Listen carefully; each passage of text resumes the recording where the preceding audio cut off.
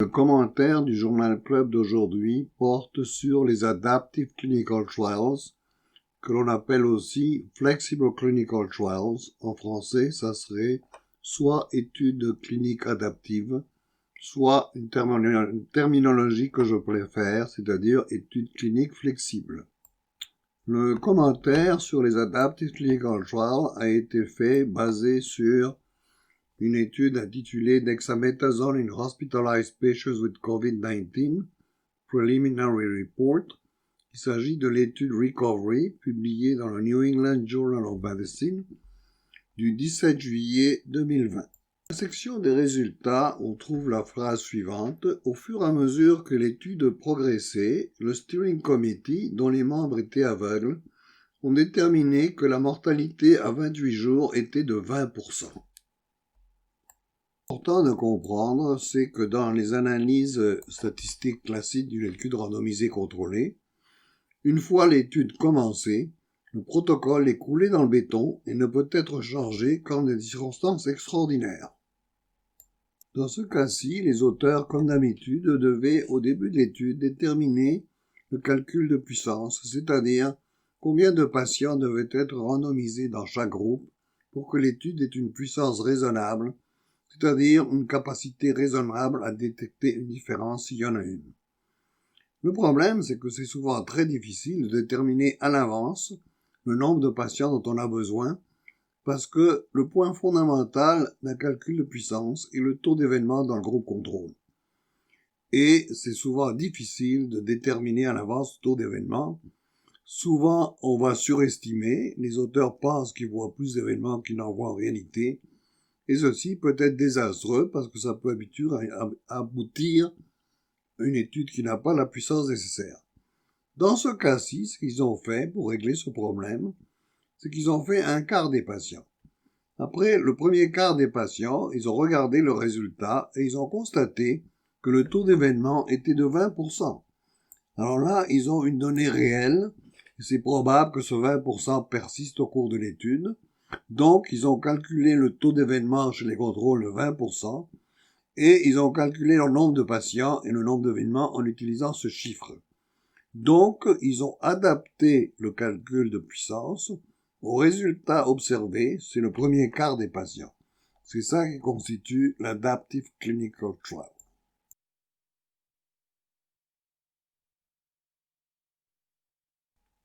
La définition que je préfère d'études cliniques flexibles ou Adaptive Clinical Trial, c'est un devis qui permet des modifications au protocole après l'initiation de l'étude sans affecter sa validité et son intégrité.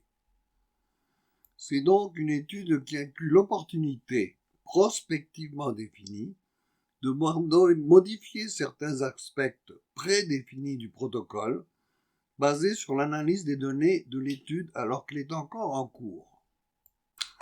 Le mot prospectif est ici extrêmement important pour garantir la validité de l'étude.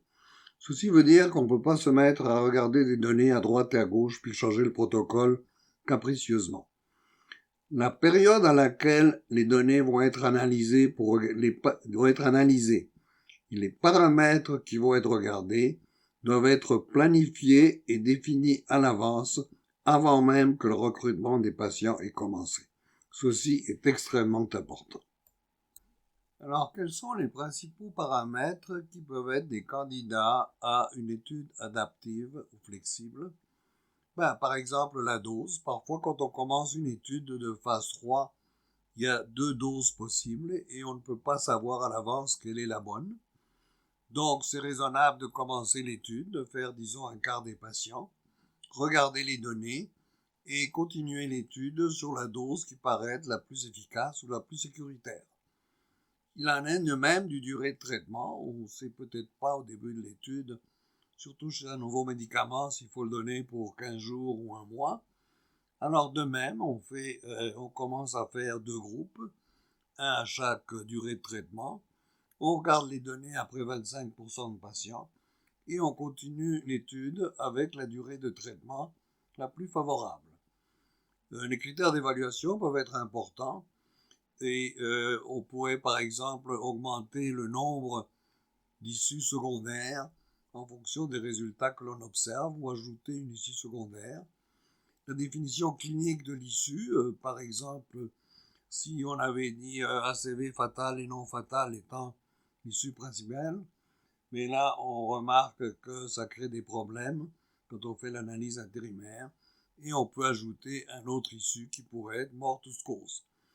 Alors, il en est de même pour les tests de laboratoire, pour les procédures diagnostiques, mais également pour les procédures statistiques.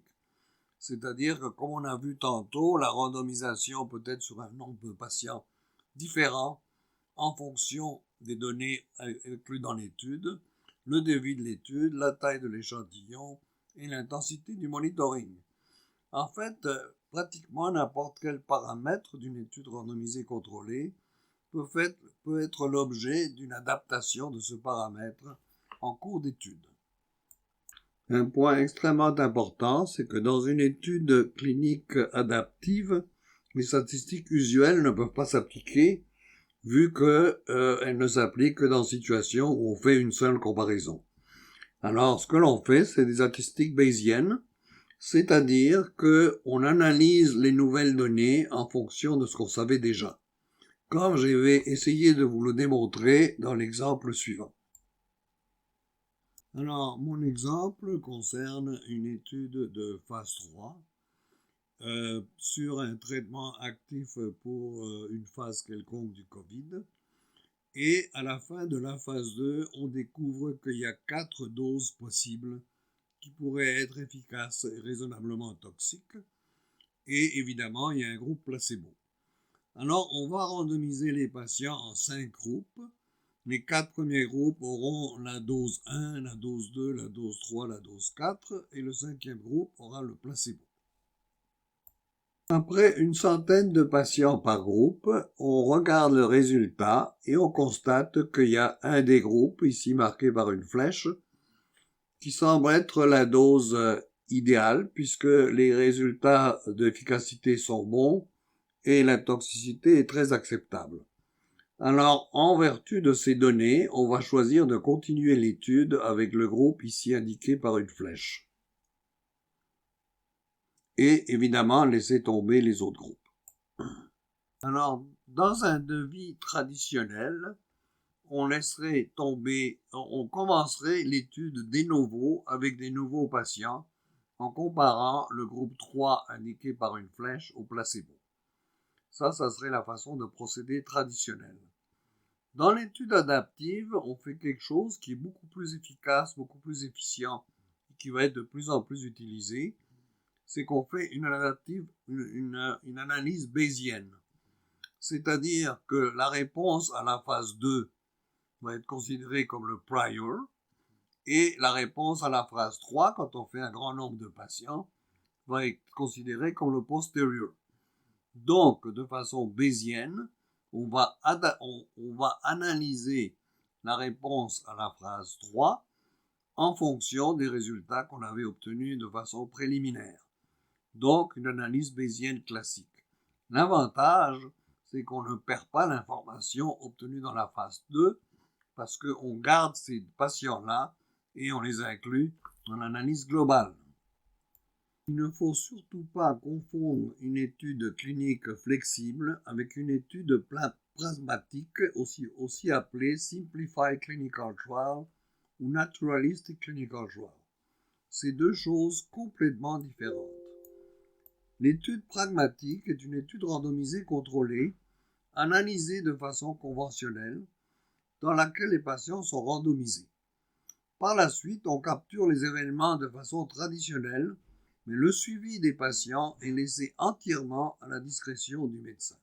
Ceci permet d'avoir des résultats qui s'adaptent mieux à la vraie vie que ceux d'une étude randomisée contrôlée traditionnelle.